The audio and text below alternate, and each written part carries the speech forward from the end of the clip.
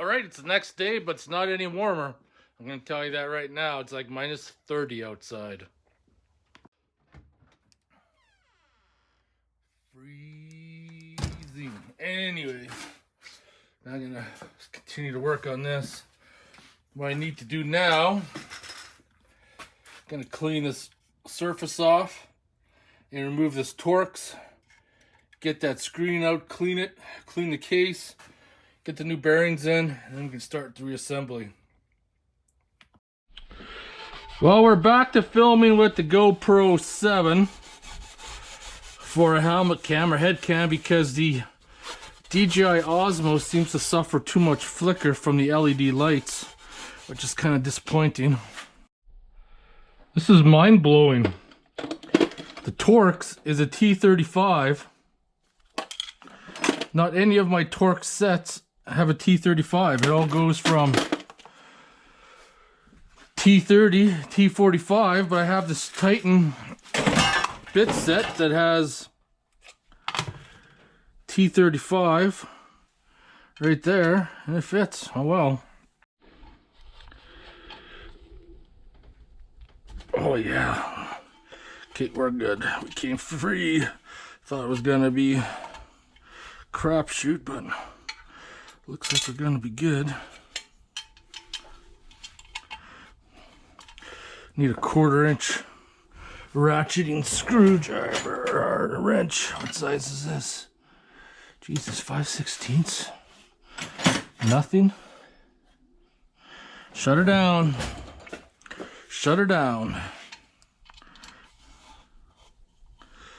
Struggle is real. So now, should be able to weasel this tube out like such. Perfect. Still see-through, which is a good sign. You can see some metal particles.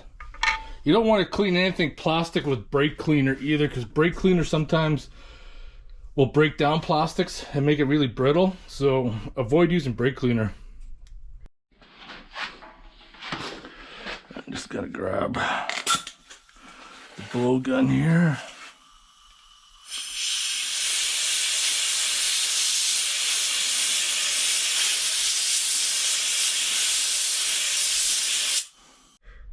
There we go. It's much better. You can see through the screen now.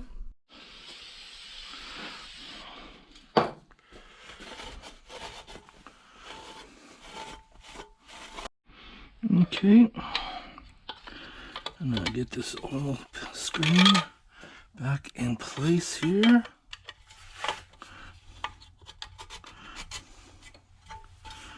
Okay, we're popped in. Let's get some Loctite back on that.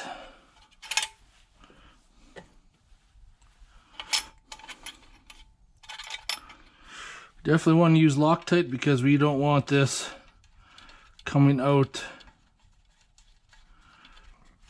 when we are back in business, because that would be catastrophic. Oh, fuck, this is painful.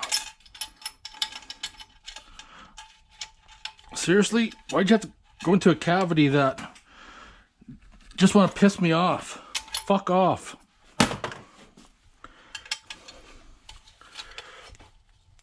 Who uses a T35 Torx anyways? Engineer Johnny. Just to piss you off. So I'm going to go ahead and put this bearing in. I don't know if you're going to be able to see in the video, but on the bearing there's a thin side. For the bearing race there's a thicker side. You don't want to be pounding on the thin side because you're probably going to bend the lip and seize that bearing up. That's why I'm going to go on the thicker side. Same thing, but I need to throw some grease in there first. I'm going to throw some assembly grease to aid with the lubrication. Double check. Grab my bearing driver here.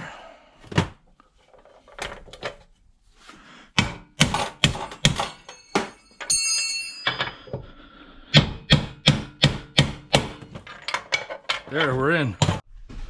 That bearing is in and flush. Just gonna throw some oil in there, pre-lubricate.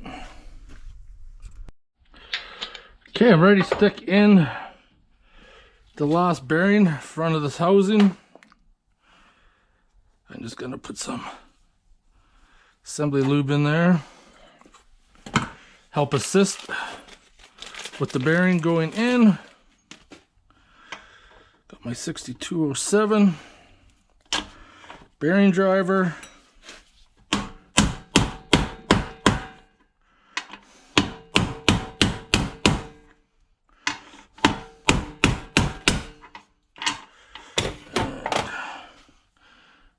I have to check the back side, but I believe I'm in. If you want to make sure you're in fully, you can put the cover on. And you know it's pretty much impossible to screw it up because bolt holes only go one way, and then the 3 tangs, 1, 2, 3, will align with right there. Perfect. Now it's time to get this seal out.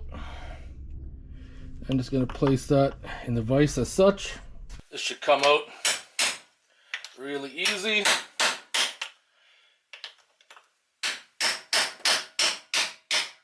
There we go, we're out. Got our new seal. I'm just going to lubricate the sides. Put the seal in place.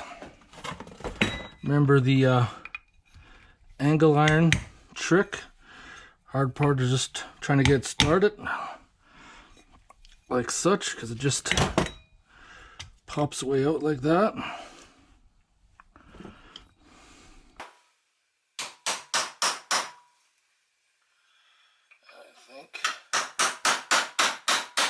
think we're gonna get her started here. Yep, we're going.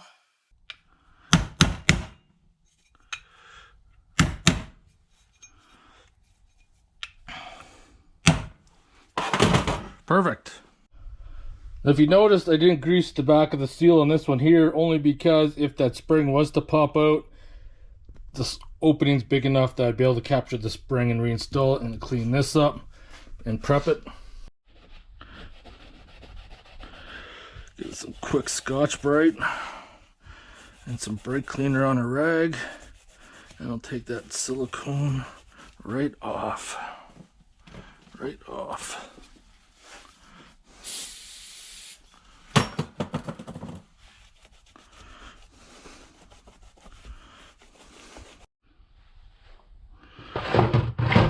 Gonna throw the stud in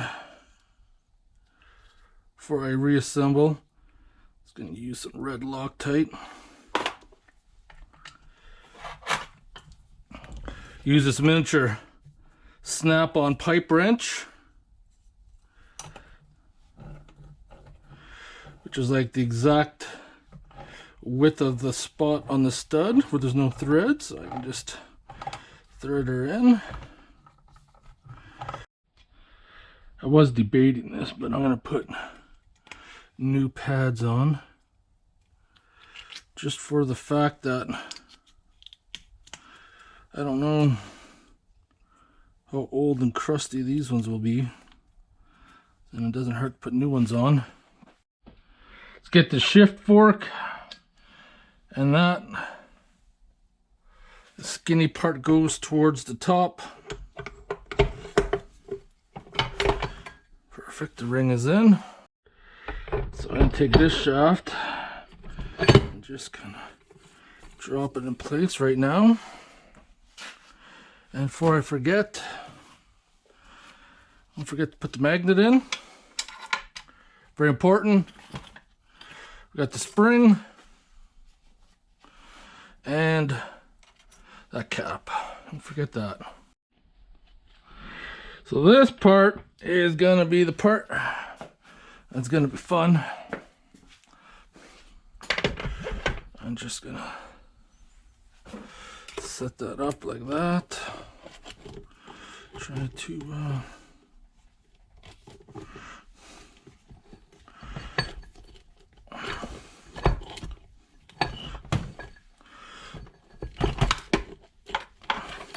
on.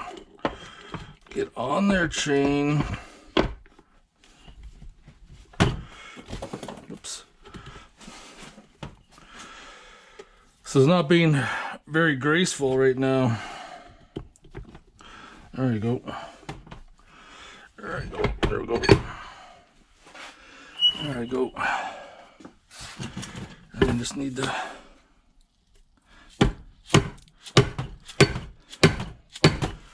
tap that in so I get that to drop. There we go. And we're in.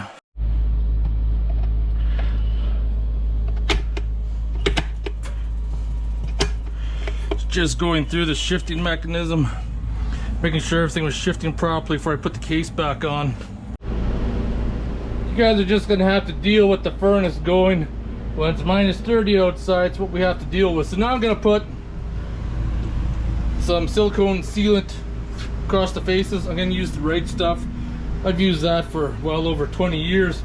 And one of the things you want to make sure with any kind of sealant, you got to make sure your surface is clear from any type of oil.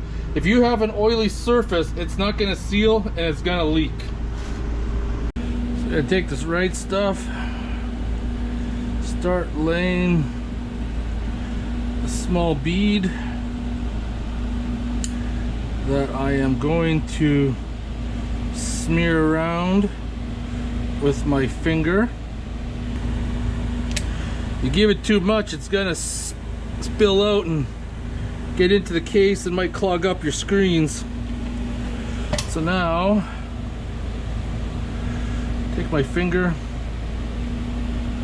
I'm just gonna smear it. I'll tell you right now, we're looking really good here.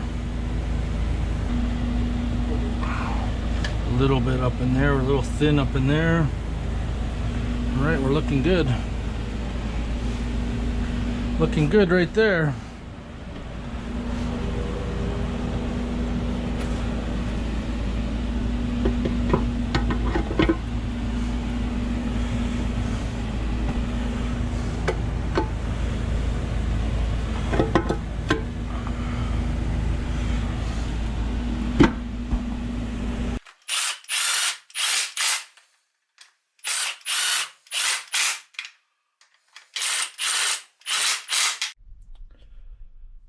So the case is all assembled, and this is the pro tip I'm going to give you.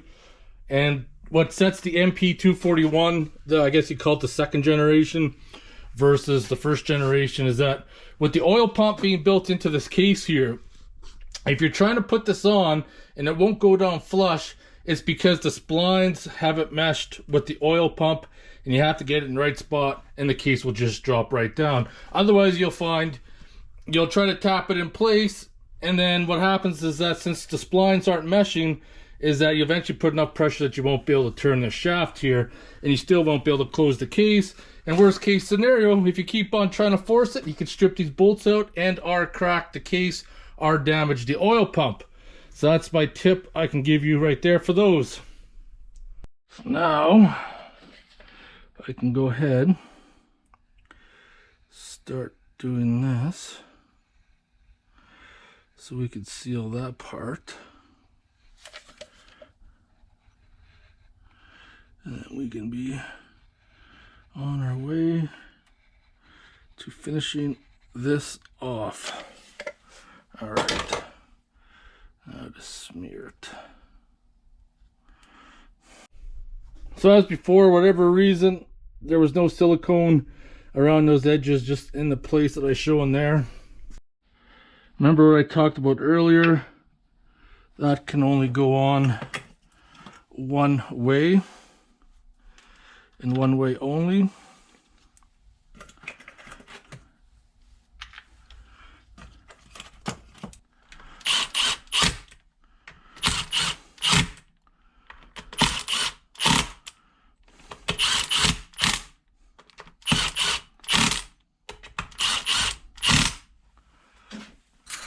Alright, there's still enough oil on that thing that I'm going to self-lubricate it and throw that on like such. Now I'm going to stick some dab of blue Loctite. And we're on. There we go. All right, so whatever reason, I don't sure why, but there was silicone on those splines, so it must help try to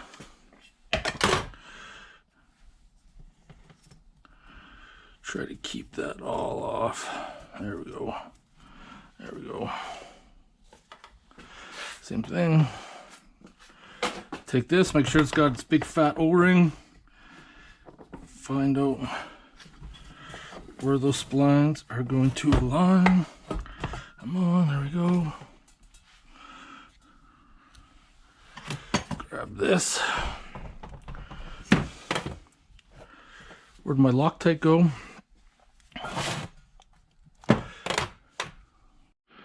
Alright. Put a dab of blue in there.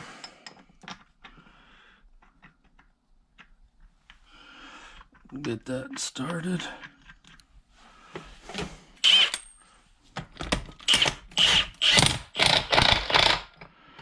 There, we're in. And then lastly, thread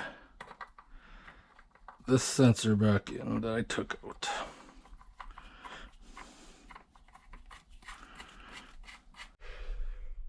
Well, this is the cold hard truth. Everything is rebuilt and back together. Honestly, from the kit, like I said before, these kits are not designed. I'm going to call this the second generation MP241 because you don't have the proper bearing and seal for the input. You can use the bearings for the output and seals, and the one bearing for inside here. I've not confirmed if the planetary can use these two pieces. And I didn't take apart any of the shifter pattern to see if something like that would work, or the O-ring. The gasket does actually match up to the same bolt pattern. So there we have it. I think it's time to shut her down. This is refreshed as much as I can. I think it's motherfucking beer time. Gonna drink some Caribou Blonde BC beer. All right, first and foremost, if you made it to this part of the video, it's motherfucking beer time. I think this video is probably going to be a long one by the time it's edited. Cheers, everybody.